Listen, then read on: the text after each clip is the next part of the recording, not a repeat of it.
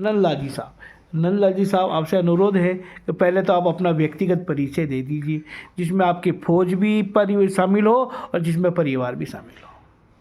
Sir, मैं मूल निवासी किले का हूँ, चित्रकूट किले चित्तौड़गढ़ जी का रहने वाला हूँ। जी मेरे पिताजी साधारण परिवार के थे, माता पिता, और हमें उन्होंने मेहनत करके हमें पढ़ाया। और पढ़ाने के बाद जब हम माता पिता को देखा कि कब तक संघर्ष करेंगे, तो मैं 10वीं पढ़ते पढ़ते मेरा एक दिन विचार चेंज हुआ और वो फौज में मैं सन 65 में फौज में भर्ती होकर चला गया। जी। उससे ये हुआ कि एक देश की सेवा, कर्म तो मुझे करना पड़ेगा। बिल्कुल बिल्कुल। कहीं भी रहूँगा कर्म करना पड़ेगा। जी।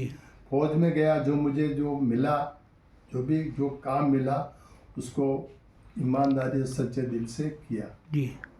और उससे फौज में रह के मैंने 18 साल फौज की सेवा की। जी। उसके बाद रिटायर्ड हुआ हूँ। जी। और आगे प्रमोशन मैंने नहीं लिया। अच्छा। क्यों? कि मैंने अनुभव देख लिया, फौज में आगे बनता तो मैं प्रमोशन मुझे अच्छा मिलता, आज मैं सूबेदार से रिटायर्ड होता। जी।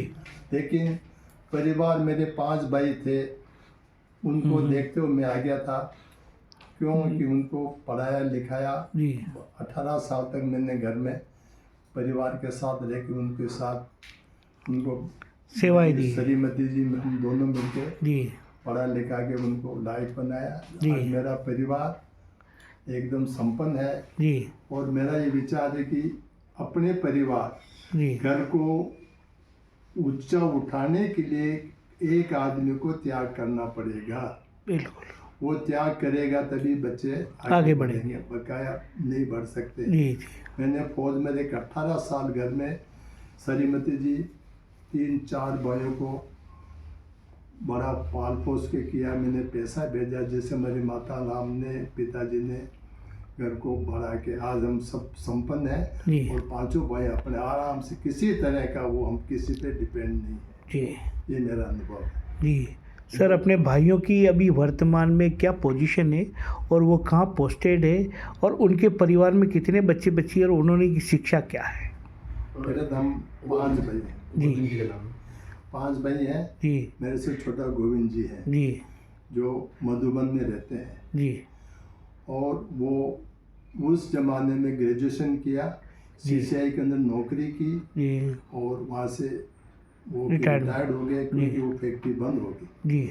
उनकी श्रीमती जी ग्रेजुएट थे, जो टीचर थे। जी। जो फर्स्ट ग्रेड से रिटायर्ड हो गए। जी।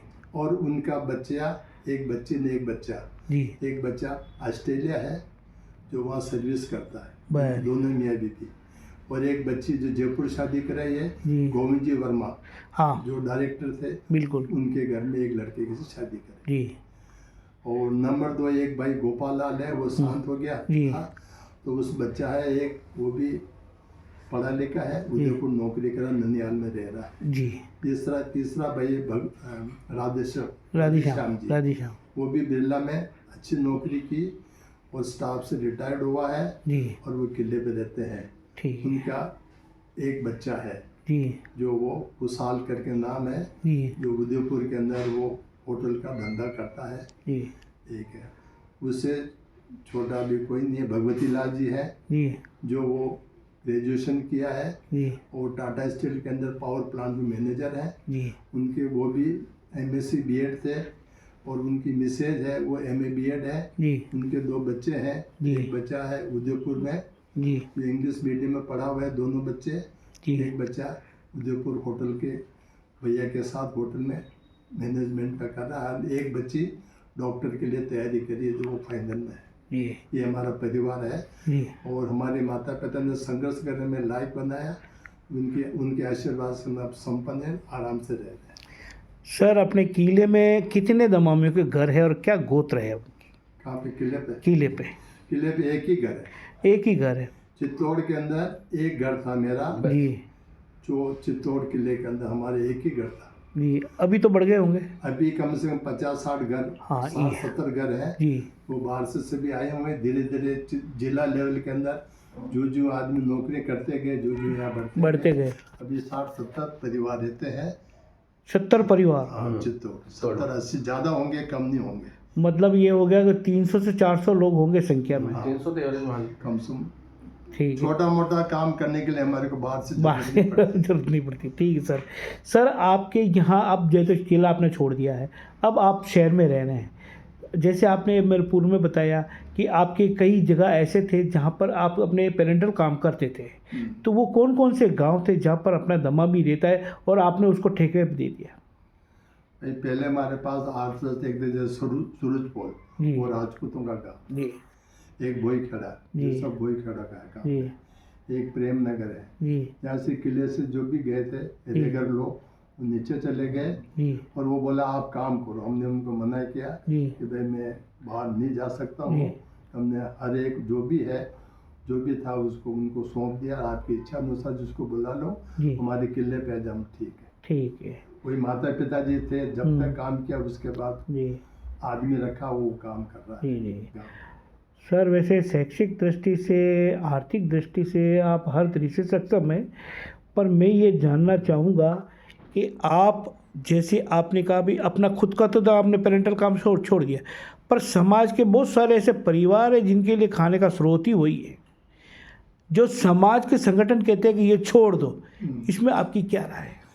मेरा तो विचार है कि वो संगठन वो उस गांव वाले उस आदमी को ये काम नहीं छोड़ना चाहिए। क्यों कि उसका परिवार जो आगे पढ़ता जाएगा, आगे बढ़ता जाएगा, धीरे धीरे वो काम ऑटोमेटिक छूट जाएगा। जिस तरह मेरे माता पिता ये काम करते थे, जो हम पढ़ते गए, जो नौकरी लगते गए, धीरे धीरे वो हमने काम बिल्कुल बंद कर दिया। अभी हमको ऐसा काम, इसीलिए मैं ये हुआ है उनको बोलो कि शिक्षा के प्रति ध्यान दे, बच्चों को उनको अच्छा पढ़ाए और आगे बढ़े। उससे क्या ऑटोमेटिक ये काम छूटता जाएगा और आदमी ऑटोमेटिक आगे बढ़ता जाएगा और अपना परिवार को अच्छे स्तर पे लेके जाएगा। मतलब सर ये हुआ कि ये पेरेंटल काम एक आधार है परिवार का। अगर उस परिवार के आधार को ही छोड़ दोगे तो परिवार तो आपका नुकसान में जाएगा, या फिर आपके वो खाएगा क्या? एक नंबर 2, एक गांव में एक घर है जी, अगर वो आप उससे काम छुड़ाओगे आप उसको धंधा दे दो, वो क्या करेगा क्या करेगा? हाँ। उसका आधार आप वो छोड़ना चाहिए, मुझे छोड़ना चाहिए, लेकिन वो धीरे धीरे जो शिक्षित होता जाएगा ऐसे ही छोड़ता जाएगा। बिल्कुल। आने वाले टाइम में वो एक अपना समाज एक ऐसा हो जाएगा कि इसमें सब अच्छे कैटेगरी के हो जाएंगे, उसमें कोई यूं नहीं बोलेगा ये काम करते हो, ऑटोमेटिक छूटता जाएगा। उस पर कहने की कोई जरूरत नहीं किसी को। सर ये जो अपनी धर्मशाला बनी हुई है, वर्तमान में सुना है मैं कि 2-4 बच्चे वहाँ पे अध्ययनरत हैं, और उन अध्ययनरत बच्चों को जो है वो अपने सेल्फ ही खर्चा उठाते हैं। यदि इस धर्मशाला में अपने दमामी समाज के लोग जिसके पास अच्छी आवक है अनाज की, यदि उन बच्चों को यदि इस प्रकार के सहयोग दे दिया जाए तो क्या ये अच्छा है या बुरा है? ये बात अच्छी बात है, कोई बुरी बात नहीं है। सहयोग करना चाहिए लेकिन सामने वाला वो नहीं चाहता तो उस पर अपना आप दबाव नहीं है। पर ये सामाजिक व्यवस्था है सर, यदि दे देते तो उसमें बुरा ही क्या है? बुरे अच्छी है लेकिन उतनी स्ट्रेंथ होनी चाहिए। स्ट्रेंथ होनी चाहिए। छात्रावास है लेकिन आपको धीरे धीरे आगे बढ़ेगा। छात्रावास एकदम नहीं बढ़ेगा। बिल्कुल। 1 आया, 2 आया, 10 आया, उनको पता लगेगा वहाँ पढ़ने के लिए क्या है। इससे धीरे धीरे आगे बढ़ेंगे। आप कभी यूं मत समझना है कि एकदम नहीं बढ़ सकता। जैसे बच्चे आते जाएंगे उनको व्यवस्था अच्छी मिलेगी तो हर बच्चा बोलेगा यार वहाँ चलना चाहिए, वहाँ देंगे तो पढ़ाई में अपना अच्छा सहयोग मिलेगा। और चित्तौड़ जिले के अंदर अगर एक छात्रावास होगा तो बच्चे वहाँ आके अपना खुद का विकास करेंगे और अच्छे पढ़ेंगे तो आगे बढ़ेंगे। बिल्कुल भाई साहब, जैसे अभी वर्तमान में चित्तौड़ में जो अपन के छात्रावास बना हुआ है, कार्यक्रम में देखता हूँ लोग 200-300 ज़्यादा से ज़्यादा 500-600 आते हैं, पर मैंने ये जानकारी ली है कि यहाँ पे तो 200-300 से कई गुना ज़्यादा लोग हैं। चित्तौड़ में कितने लोग होंगे जो आसपास के एरियो से लगे हुए दमामी समाज के हैं, जहाँ 1000 की संख्या से ज़्यादा ही है? नहीं, संख्या तो है, आसपास सबको पता है छात्रावास है तो उससे सहयोग तो मिलता ही है। हम हर एक जाते हैं, हर एक आदमी सहयोग करता है हमारे को, वो सहयोग राशि आती है जो हम छात्रावास के लिए लगाते हैं। तो आने वाले टाइम हमसे ये है कि अगर हर परिवार जी इसके प्रति 100 रुपये अगर हर महीने दे जी तो आने वाले टाइम में ये क्या से क्या बन जाएगा। बिल्कुल, इसको समाज के लिए बहुत अच्छी प्रॉपर्टी धरोहर बन जाएगी। लेकिन हर परिवार घर का अगर 100 रुपया देगा जी तो इस लाखों रुपए आएंगे तो ये बहुत जल्दी अच्छी विकास करेगा और अच्छी व्यवस्था बन सकती है। जी समाज के सहयोग से होगा, बाकी नहीं हो सकता। समाज सहयोग होगा, अच्छे अगर अध्यक्ष बनेंगे तो सरकार से किसी डिपार्टमेंट से भी वो सहयोग ले सकते हैं। सर मेरा ये कहना है जैसे कि अपने गांव में भी बहुत सारे लोग हैं, शहर में भी है, यदि यूनिटी में अगर एक बार इकट्ठे हो जाएंगे यदि 2-5 हज़ार, तो क्या हम सरकार से या एमएलए साहब से या जो राजनेता से या उद्योगपति से इस छात्रावास के लिए सहयोग ले सकते हैं अगर एकता दिखाएं तो? एकता दिखाएंगे तो एकता के साथ एमपी एमएलए भी सामने झुकेगा। बिल्कुल, क्यों कि इनसे उनको पता है कि वोट देने वाले यही है और समाज है। अगर एक समाज वाले के 500 आदमी गए, 200 आदमी गए तो आपको जरूर सहयोग मिलेगा और आप हेल्प करेगा। जी इसमें कोई दो राय नहीं है। मतलब एकता दिखाने की जरूरत है। एकता दिखाने, अगर एकता रहेगी तो आप सब कुछ कर सकते हैं। जी मतलब आप एक बार सर इनको संदेश दे दीजिए, गांव में जितने हमारे दमामी है यदि कभी अधिवेशन हुआ 2 दिन के लिए इकट्ठा किया तो आपको सब परिवार यहाँ पे अपनी यूनिटी को दिखाना है। क्या आप संदेश देंगे? क्यों नहीं देंगे। हम तो चाहते हैं कि हम तो मीटिंग रखें हर साल, हर 3 महीने मीटिंग रखो, बुलाओ और उनको चेताओ कि भैया आपको आना है और परिवार को ही लाना है। हर साल एक सम्मेलन करो, जिससे परिवार बुलाओ तो उनका हौसला बढ़ेगा और उनको दिन में होगा यार हमारा छात्रावास है, हमें कुछ सहयोग करना चाहिए। ऐसे करने से आपको पैसा आएगा और संगठन मजबूत होगा और एकजुट रहेंगे। एकता में आत्मीयता बढ़ेगी। बिल्कुल एकता में शक्ति है। जी सर, मैं जहाँ तक जानकारी रखता हूँ ये चित्तौड़ में ऐसे कई गांव हैं जहाँ पर अपना दमामी रहता है।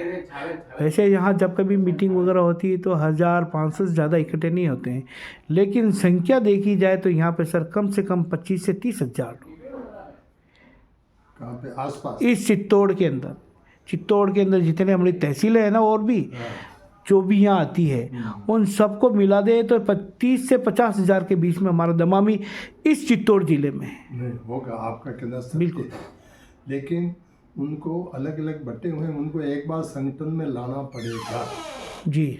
बिना बुलाए कोई नहीं आएगा और धीरे धीरे तहसील लेवल से लेके जिले लेवल तक आप मीटिंग करोगे और उस जिले लेवल में आप लाओगे, अवश्य आएंगे, उससे अपना सहयोग बढ़ेगा प्लस एक दूसरे के विचार मिलेंगे। बिल्कुल और अच्छा बुरा पता होगा, आपके बच्चे कौन पढ़ रहा, सामाजिक जानकारी मिलेगी, गोद की जानकारी मिलेगी, आपके बच्चे क्या करते हैं उसकी जानकारी मिलेगी, उससे आपस में शादी ब्याह क्या उसके बारे में आपको जानकारी बहुत अच्छी है। ये मिलेगा तब होगी। और मेरे से राय एक दिया जाए कि जिला लेवल तक एक ऐसा सम्मेलन किया जाए कि जो बच्चे पढ़े लिखे हैं और जिनकी शादियाँ करने लायक है तो आप घर घर के जाने के बजाय एक ऐसा सम्मेलन करो जिससे बच्चे पढ़े लिखे आए, उनका आपका पूरा परिचय दे, उससे आपको बैठे बैठे आपको बच्चे और परिवार के बारे में जानकारी मिल सकती है। ऐसा काम आपको समाज को करना चाहिए। मेरा एक विचार। बिल्कुल भाई साहब, यदि हम साल में एक अधिवेशन स्नेह मिलन का कर लें, ठीक है, और प्रति व्यक्ति चाहे 200 रुपये हो 300 रुपये हो, ताकि भोजन की व्यवस्था में रहने की व्यवस्था में कोई अड़चन ना आए और किसी व्यक्ति विशेष और किसी संगठन विशेष के ऊपर हजारों और लाखों रुपए का कर्जा ना हो, क्या हम ऐसा कर सकते हैं? जरूर कर सकते हैं। घर वाइज अगर एक आदमी 100 रुपये दे नहीं तो उसके ऊपर भार बढ़ेगा और एक से कण से मन होता है। बिल्कुल अगर आप एक देंगे तो 100 आदमी के कितने होंगे, उससे समाज को फायदा होगा। भाई साहब, ये तो आपने अपनी अभी समाज की बात बताई, लेकिन एक समस्या अभी वर्तमान में चल रही है कर्यावर संबंधी। उदयपुर की सोच अलग है, अपने चित्तौड़ की सोच अलग है, और राजस्थान सरकार की सोच अलग है। राजस्थान सरकार ये मानती है कि ये कर्यावर एक तरह से सामाजिक अपराध है, ठीक है। बावजूद इसके हमारे कई राज्यों में और कई जिलों में और कई जो रजवाड़े हैं वहाँ पे ये चल रहा है। आप क्या संदेश देना चाहेंगे? ये बंद होना चाहिए, रखना चाहिए, क्या है? मेरा जो विचार है, पहले बात राजस्थान सरकार, भारत सरकार ने बंद कर जी, तो ये एक नियम अच्छा है जी, पर्यावरण जितना हो सके लिमिटेड जी। लेकिन आपका जो जरिया था ना सर, आपके मिलने का, रिश्तेदारी बनाने का, यही एक जरिया था। पुराने विचार क्या थे जी कि पर्यावरण के अंदर एक ऐसा एक है कि समाज का आदमी इकट्ठा होता है, बाहर का कोई नहीं। उससे पहले आदमी कहते थे कि उससे आदमी की जान पहचान, वोट की पहचान, किस वोट के कहाँ रहने वाले, एक वो आपके घर में कितने बच्चे बच्ची हैं जी। उससे इस सम्मेलन होने से, पर्यावरण होने से एक बहुत बड़ी एक आपके रिश्ते और परिवार की जान पहचान हो सकती है। बिल्कुल। और आपस में आपका दूर तक पहचान होती है। एक कहावत कहते थे, आपकी रोटी 100 कोस दूर है जी। ये वही कारण है जी कि 100 कोस दूर क्यों है जी कि हमने पहला आदमी आया था जी तो उसको रखा तो वो अपनी को पहचान, तो अपने 100 कोस में भी आपकी जी। रोटी है। जी जी ये पुराने विचार मुझे अच्छे लगे बिल्कुल। और ऐसा होना चाहिए। सर, चैनल ये प्रयास कर रहा है, जैसे मारवाड़ अलग है, मेवाड़ अलग है, और अपने यहाँ जितने भी क्षेत्र हैं उन सब में आपस में रिश्ते नहीं होते हैं, ठीक है। आज अगर मेरा बच्चा या अब मेरी बच्ची कोई अच्छी हाई फाई पड़ गई और हमारे एरिया में वो व्यक्ति उपलब्ध नहीं हुआ, तो क्या हम अन्य जगह रिश्ते नहीं बना सकते? क्या बना सकते? लेकिन परिचय होगा तो बनाएंगे ना। तो क्या वर्ष में एक बार या 3 साल में एक बार, चाहे प्रदेश लेवल का हो चाहे भले देश लेवल का हो, एक अधिवेशन होना चाहिए। इससे हमारे रिश्ते बढ़ेंगे। रिश्ते बढ़ेंगे। आपके, मेरा मतलब ये मैं नहीं करूँ आप एकदम करो जी, आप नीचे लेवल से उठो जी। जैसे तहसील लेवल में किया, हाँ छोटा सा सम्मेलन किया, उसमें पता लगता है कि कौन कौन है जी। फिर एक जिला लेवल में करो, जी। उसमें ये संदेश दो कि आप अपने बच्चे जो भी पढ़े लिखे जिसकी शादी होने वाली है उनको परिचय कराए, परिचय सम्मेलन, परिचित होना, परिवार के बारे में पता लग जाए घर बैठे जी।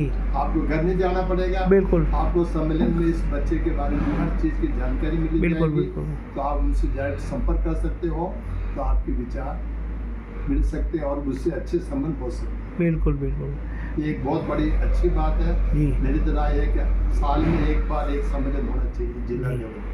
साल में एक बार करो, चाहे 3 साल में एक बार करो, भारी करो, लेकिन साल में एक बार तो होना चाहिए, एक बार होना चाहिए। भाई साहब, मैं अपने वीडियो के मार्फत मैंने जानकारी प्राप्त की है, बहुत सारी बच्चियां ऐसी है साहब, आज बहुत अच्छी आई फाई पड़ी हुई है, पर समाज उसको नहीं जानता है। जैसे एक बच्ची मैंने पता किया है, इंजीनियरिंग कर रही है अपने जयपुर में, ठीक है। उनका बच्चा भी बहुत अच्छा पढ़ा लिखा है, वो अभी कुंवारी है। अब ऐसी बच्चियां जो अच्छी पढ़ लिख गई, अच्छे रिश्ते कहाँ से मिलेंगे जब तक जानकारी नहीं होगी? तो इसीलिए ऐसा सम्मेलन होना चाहिए जिससे बच्चों की जानकारी जी। उस सम्मेलन में उनको बुलाओ जी, हर समाज को, कि जिसके बच्चे अच्छे पढ़े लिखे हैं इस सम्मेलन में पधारे, और हम तो बोले हर एक समाज का आदमी आए जी, और अपने बच्चों को लाए और उसका परिचय दे, उससे हमारे को हर बच्चे की जानकारी मिलेगी, उसके अनुसार उसको लड़का लड़की मिलेगी जी। ऐसे आपको तभी ध्यान के ये सम्मेलन के अंदर ही हो सकता है, बाकी संभव नहीं है बिना सम्मेलन में। भाई साहब, एक सवाल और मैं करूँगा, जैसे अभी फ़िलहाल दूदू में हमारे ADM साहब हैं, ठीक है जी, और ऐसे ही एक हमारे मंदसौर में SP साहब हैं, और हमारे 2 विधायक भी हैं, ठीक है। यदि हम इनको जब तक समाज के मंच पे नहीं लाएंगे तो हमारा समाज इनके बारे में, इनसे मोटिवेशन कैसे लेगा? तो क्या इन लोगों ने अपनी जो जात को छुपा के रखा है, अपने आप को छुपा के रखा है? आप क्या संदेश देना चाहते हैं कि क्या उनको अपने सामने अपने आप को पेश करना चाहिए कि नहीं? देखो, ये उनकी पर्सनल राय है, मेरा तो विचार है कि अपनी जात कभी नहीं छुपाना। नहीं छुपाना। नंबर 1, आप SC/ST के नाम से नौकरी लगे हो जी, आप वो जात छुपा रहे हो, वो जी। गलत है और सरकार के लिए गलत है और अपने समाज के लिए गलत है। बिल्कुल। एक।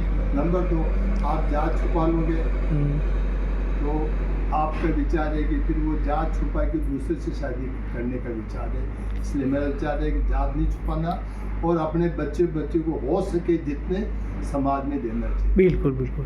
तो सर आप ये मानते हैं कि अंतर्जातीय विवाह नहीं होने चाहिए? नहीं, गलत है। और ऐसे लोग जो कर देते हैं, समाज इसके लिए क्या सोचता है? समाज तो हर चीज़ सोच सकता है जी, लेकिन उसके अभी सामने वाले का परिवार का तो कुछ नहीं बोल सकते। समाज चाहे संगठन है तो उसको सबक सिखा सकते हैं। उससे एक गलती किया आने वाली पीढ़ी को गलत। बिल्कुल बिल्कुल बिल्कुल बिल्कुल। इससे ये संदेश जाता है कि इसको रोकने के लिए आपको प्रतिबंध करना पड़ेगा उसको, तो आगे आने वाला कभी गलत और कदम नहीं उठाएगा। मेरा तो विचार है। बिल्कुल सर, एक बात है, हम उसको अपराधी घोषित करके उसकी हत्या तो नहीं कर सकते, लेकिन समाज यदि चाहे संगठन के आधार पर उसका सोशल बाइकाट तो कर ही सकता है। ठीक है, अगर उसका सोशल बाइकाट करेंगे तो लोग अपना आप ही डरेंगे। ठीक है, तो क्या हमें ऐसा कुछ स्टेप उठाना चाहिए? बात ऐसा है साहब जी, सोशल बाइकाट करने से सरकार का भी नहीं, सरकार इसमें इंटरफेयर नहीं करेगी। आपके घर में कोई काम हुआ है, आप नहीं बुलाओगे? नहीं, वो आपका पर्सनल है जी, ये आपको पर्सनल निर्णय लेना जी। लेकिन आप ऐसे लोग हैं तो सरकार बोले मुझे समाज से बाइकाट नहीं कर सकते। जी जी, तो उसको सुधारने का क्या तरीका होगा? सुधारने का तरीका तो है कि उस पर सामाजिक तौर पर अपने विचार कोने पे तुम गलत किया, हम आपको समाज में नहीं बुलाएंगे। जी, आप लिखित में कोई ऐसा प्रूफ मत दो। जी, मन में बोले इकट्ठा करके भाई इसने गलत काम किया इसलिए हम उनको नहीं बुलाएंगे। जी, उसको सबक तो मिलेगा कि मैंने गलत किया, कि मुझे नहीं करना चाहिए। जी जी, इससे थोड़ा बहुत उस पर पड़ेगा, इम्प्रेशन प्रभाव पड़ेगा। और जो भी ऐसे हैं विचार वाले उसको ठोकर लगेगी अपन गलत नहीं करेंगे। सर, एक विकृति और चल रही समाज में, जैसे हम शिक्षा को बहुत ज़्यादा बढ़ावा दे रहे हैं और विशेष रूप से महिलाओं को, तो महिलाएं शिक्षित होते हुए भी घर को तोड़ रही है। इसके बारे में आप क्या सोचते हैं? मेरा तो विचार है जी कि बच्चों को पढ़ाना चाहिए, गलत नहीं, शादी करना चाहिए। जी, ठीक है, लेकिन माँ बाप को उसका ज़्यादा शेयर नहीं लेना चाहिए। आज माँ बाप की शेयर की वजह से बच्ची घर में बैठी हुई है, उसका मैं आपको बताऊं परिवार बिगड़ रहा है साहब। परिवार बिगड़ता जाएगा। जब माँ बाप उसको शेयर दे देगा तो बच्ची के वो कभी आगे नहीं बढ़ेगा, परिवार को जोड़ सकते। इसलिए मेरा तो ये कहना है कि से इतना दो जो आपको अधिकार है, ज़्यादा शेयर देना अच्छा नहीं, जिससे सामने वाला और बच्चे का घर इतना शेयर नहीं देना मेरे विचार। एक बात है सर, गलती तो माँ करती है, सजा उसके बच्चे भुगतते हैं। ठीक है, और ऐसे कई परिवारों में स्थितियाँ विकृत हो रही है जिसका दुष्प्रभाव बच्चों पे पड़ रहा है। ठीक है, तो वो माँ अपना जीवन नहीं बिगाड़ रही बल्कि बच्चों का जीवन भी बिगाड़ रही है। तो ये तो ना कि माँ बाप का शेय इसलिए बिगड़ रहा, बाकी नहीं बिगड़ रहा। बाकी नहीं बिगड़। अगर मैंने गलती की जगह थप्पड़ मार दी जी तो बच्चा लाइन पकड़ लेगा जी, मुझे पता है कि मुझे आगे जाकर सजा मिलेगी। बच्चा गलत काम नहीं करेगा और किसी तरीके से शिकायत। सर, बहुत सारे परिवार, माँ बाप और भाई उसके हितैषी बन जाते हैं। ठीक है, उसका तो घर बिगड़ ही रहा है, पर बुढ़ापा उस व्यक्ति के साथ क्या करेगा जो परिवार ये कहता है कि हम तेरे साथ हैं? क्या वो घर तोड़ के ज़्यादा सुखी रहेगी या घर जोड़ के ज़्यादा सुखी रहेगी? वो एक्चुअली में गलत कर रहे हैं माँ बाप जी। जब माँ बाप है, जब तक उसको शरण मिलेगी, जब माँ बाप साथ हो जाएगी उसको फिर ऑटोमेटिकली अलग जाना पड़ेगा। इससे अच्छा इस तरह का काम नहीं करे जिससे कि परिवार के अंदर इस तरह के कुरीतियाँ है वो मिटनी चाहिए। बिल्कुल बिल्कुल, इतना दो उसको माँ बाप को कि भाई नहीं तेरे को वहाँ रहना। बिल्कुल। और ठीक है, तकलीफ तो हम खड़े हैं, सही बात, निवारण करेंगे जी, समाज में खड़े होकर बोलेंगे जी, और ये ऐसी गलती है उस पर आपको निर्णय लो, तो धीरे धीरे समाज सुधरेगा, बिगड़ेगा। सर ये चैनल आपके पास इसीलिए आया है कि आज ये समाज में विकृतियां फैल रही है, आपके संदेश के मार्फत ऐसे कई परिवारों में सुधार होगा, शिक्षा में भी होगा, सामाजिक रिश्तों में भी होगा और के अलावा हम आपस में मिल भी पाएंगे। आज आप अपने चित्तौड़ तक सीमित नहीं रहेंगे, ये चैनल आपको पूरे देश में ले जाएगा। बहुत बहुत धन्यवाद। मेरे विचार थे, मैंने कहा जी, अगर इसमें कोई त्रुटि हो तो मुझे क्षमा करें। हो सकता है कि कुछ कमी भी हो सकती है, जी, जरूरी नहीं कि मैं सब सत्य बोल सकता हूँ। जी, मेरे हिसाब से मैंने जो कहा है ये समाजी विकास के लिए बहुत मेरे विचार के अनुसार सही बोला, इसके अलावा मैं उसमें आगे कुछ नहीं बोल सकता। आपका चैनल की तरफ से बहुत बहुत धन्यवाद कि आपने उन्मुक्त कंठ से अपने सारे विचारों को समाज के सामने रखा है। ठीक है, अब एक अंत में और आप समाज को क्या संदेश देना चाहते हैं अपनी तरफ से?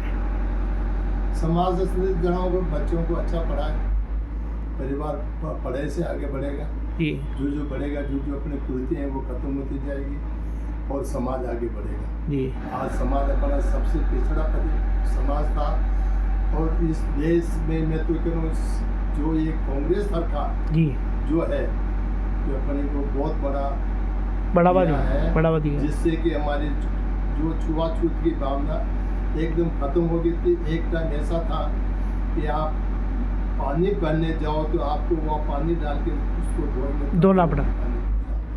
इस देश कांग्रेस सरकार की वजह से आज हमारे धीरे धीरे जितनी भी कुर्ते खत्म होती गई और कुछ परसेंटेज है कुछ तो होता है नहीं, जब आप सक्षम हो जाओगे सब आर्थिक रूप से आप पढ़ लिख जाओगे, अच्छे संपन्न हो जाओगे, ऑटोमेटिक छूट जाएगा। बिल्कुल। एक कुरीति है उसको दूर करना चाहिए, कोई गलत कुरीति जैसे मिसाल दो शराब, जी, शराब को ज़्यादा तवज्जो नहीं देनी चाहिए, गलत चीज़ कोई भी है।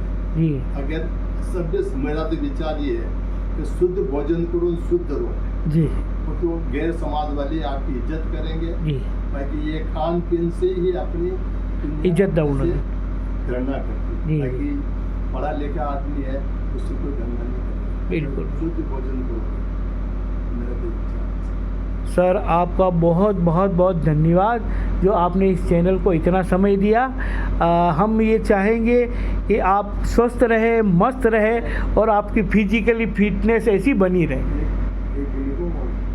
मैं इकोतर वार्ड का हाँ, ये तो थोड़ा सा इकोतर का वर्णन देंगे सर। भाई मैं जलंधर के अंदर था जी, तब ये इकोतर वार्ड का हुआ था जी, उस टाइम हमारे को लड़ाई के लिए हमारे को पहले ही पता लग गया था कि भारत सरकार की जो डिफेंस है जी, कि ये लड़ाई होगी, ठीक है साहब जी, तो हमारे को रोज ट्रायल कराते थे, ट्रायल भाई इसको कैसे जाना, कैसे लोडिंग करना, किस तरह जाना, क्या क्या लिखना, तो हम रोज ट्रायल करते थे हफ्ते में 1-2 बार जी। रोज। एक दिन ऐसा आया कि एकदम ऑर्डर मिला कि अभी आपको निकलना है, लेकिन हमें सूचना नहीं थी। हम जैसे थे वैसे इक्विपमेंट लेके गाड़ी में लोड हो और जाते थे हम फिर पंजाब पहुँच गए जी। पंजाब पहुँचा, हमें बोला गया कहाँ से कहाँ आ गए, तो हमें इतनी मालूम नहीं पड़ा कि क्या हो रहा है जी। इकोतर के बाद में हम लोग थे, हिमाचल का बॉर्डर में थे, इकोतर की लड़ाई लड़े जी और उसमें हम विजय प्राप्त की और अभी उस वार के अंदर हमारे को अभी सम्मानित किया जी। शिक्षा मंत्री साहब नितिन लाल दिलावर साहब ने सम्मान दिया। बहुत बड़ी बात है। इकोतर वार के हम कुछ चंद आदमी थे जी जो हम सम्मानित हुए। हम उनका बहुत बहुत शुक्रगुजार है उस राजस्थान सरकार के मंत्रियों का जिसने ये सहयोग किया जी। हमें उनको सैनिक स्कूल के थ्रू में उन्हें सम्मानित किया जी। उनको बहुत बहुत धन्यवाद है जी। जो हमें याद किया जी। इस जमाने में के अंदर कम से कम यूथ है बिल्कुल वाले बिल्कुल जैसा हमने देश की सेवा की जी। भगवान की कृपा से आज हम स्वस्थ है। बिल्कुल बिल्कुल। थैंक यू सर, बहुत बहुत धन्यवाद। हमारी चाय